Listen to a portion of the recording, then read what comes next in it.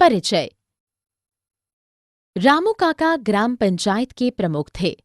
आज रविवार होने के कारण सभी ग्रामीण बरगद के पेड़ के नीचे एकत्र हुए थे और रामू काका की प्रतीक्षा कर रहे हैं। वे बैसाखी का उत्सव मनाने के संबंध में चर्चा करने वाले थे।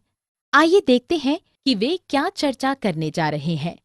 इस पाठ में आप कृषि, किसानों के संघर्ष, विभिन्न प्रकार की फसलों और फसल से जुड़े त्योहारों के संबंध में जानेंगे। उद्देश्य। इस पाठ के अंत में आप निम्नलिखित सीखने में सक्षम हो जाएंगे।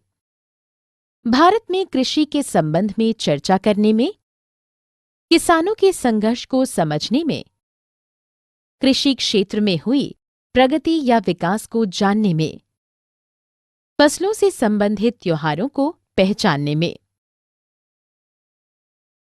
फसलें। फसल से आशय बड़ी मात्रा में उगाए गए पौधों से है, जिन्हें भोजन तथा अन्य उपयोगी चीजें प्राप्त करने के लिए उगाया जाता है। खाद्य फसलें हैं गेहूं, चावल और दालें। रेशों की फसलें हैं कपास, जूट और पटसन।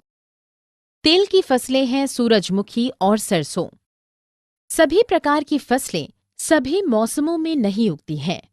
मक्का और चावल जैसी फसलें जून से अक्टूबर तक उगती हैं। ऐसी फसलों को खरीफ की फसल कहा जाता है और यह वर्षा पर निर्भर होती है। गेहूं और दालों जैसी फसलें नवंबर से अप्रैल तक अच्छे से बढ़ती हैं। ऐसी फसलों को रबी की फसल कहा जाता है और यह वर्षा पर निर्भर नहीं करती हैं। उगने वाली फसलें।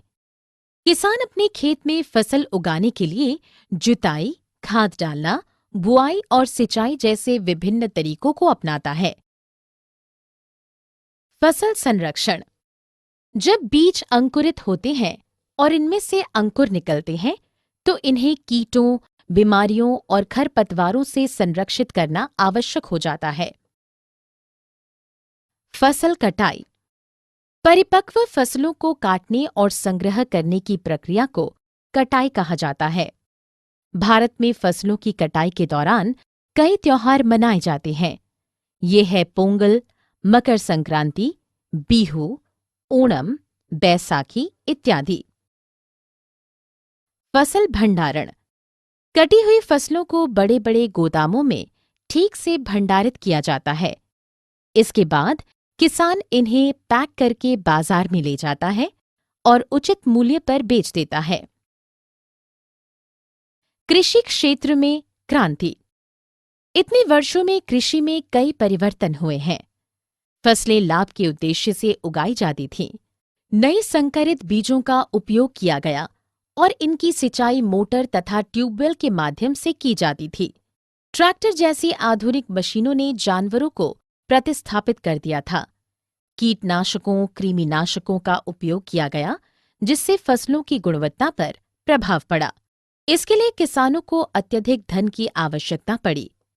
फलस्वरूप उन्हें साहूकारों से कर्ज लेना पड़ा और ये साहूकार किसानों का शोषण करते थे और जब वे अपने ऋण चुकाने में सक्षम नहीं रहते थे, तो उनके खेतों पर अपना कब्जा कर लेते थे।